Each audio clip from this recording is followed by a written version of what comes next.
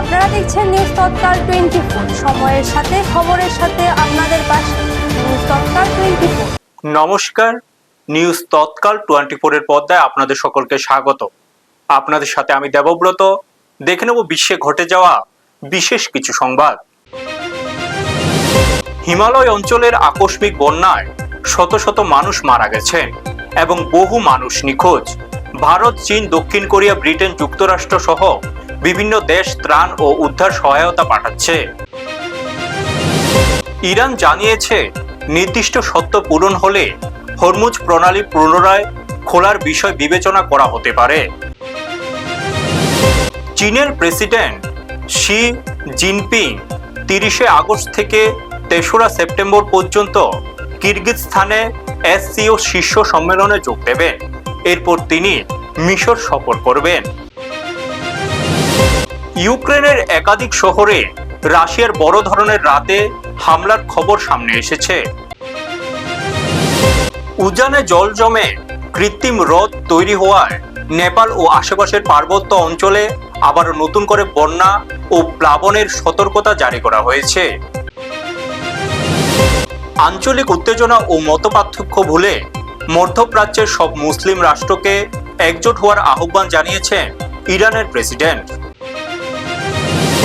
প্রতিরক্ষা ও সামরিক সহযোগিতা বৃদ্ধির লক্ষ্যে পাকিস্তান ও কুয়েতের মধ্যে নতুন একটি দ্বিপাক্ষিক চুক্তি স্বাক্ষরিত হয়েছে।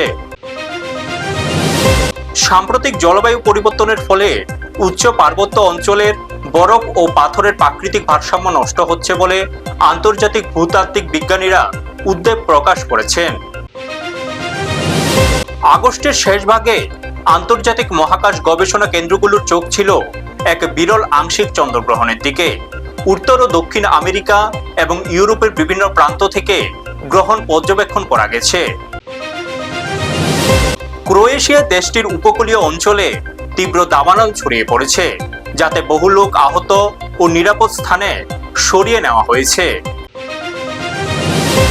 ভারতের প্রাচীন বৌদ্ধ স্থান Sarnath UNESCO world heritage site তালিকায় আনুষ্ঠানিকভাবে অন্তর্ভুক্ত হয়েছে। আন্তর্জাতিক ভ্রমণ সহজ ও নিরাপদ করতে এশিয়া ও ইউরোপের একাধিক দেশ বায়োমেট্রিক ও পেপারলেস ট্রাভেল ব্যবস্থা ব্যাপকভাবে কার্যকর করেছে। বিশ্বের শীর্ষ প্রযুক্তি প্রতিষ্ঠানগুলো সাইবার নিরাপত্তা জোরদার করতে এবং জটিল ডেটা বিশ্লেষণের সুবিধার্থে কোয়ান্টাম কম্পিউটার চালুর ক্ষেত্রে নতুন অগ্রগতি অর্জন করেছে। কার্বন নিঃসরণ কমাতে একাধিক দেশ এবার ভারী পরিবহন ও শিল্পক্ষেত্রে ব্যাপকভাবে গ্রিন হাইড্রোজেন ব্যবহারের জন্য অবকাঠামোগত উন্নয়ন ত্বরান্বিত করেছে। ভারতের পররাষ্ট্রমন্ত্রী ডক্টর এস জয়শঙ্কর মস্কো সফর করেছেন। জ্বালানি নিরাপত্তা জোরদার করা, স্থানীয় মুদ্রার লেনদেন বৃদ্ধি করা এবং উত্তর মহাসাগরের আর্কটিক রুট চালুর পরিকল্পনা নিয়ে উভয় দেশের আলোচনা হয়েছে। ভারত মহাসাগরে নিরাপত্তা জোরদার করতে এবং উভয় দেশের অর্থনৈতিক সম্পর্ক বৃদ্ধি করতে ভারত ও শ্রীলঙ্কার যৌথ মহড়া ও ফ্রি ট্রেড এগ্রিমেন্ট পুনর্নবীকরণের কাজ প্রক্রিয়াভুক্ত করেছে। ভারত থেকে সমুদ্রের তলদেশ দিয়ে বিদ্যুৎ লাইন পরিবাহিত করে শ্রীলঙ্কায় বিদ্যুৎ সরবরাহের বৃহৎ মেগা প্রকল্পের প্রাথমিক সমীক্ষা সম্পূর্ণ হয়েছে। লর্ডসে ইংল্যান্ড ও পাকিস্তানের মধ্যকার দ্বিতীয় টেস্ট জমে উঠেছে।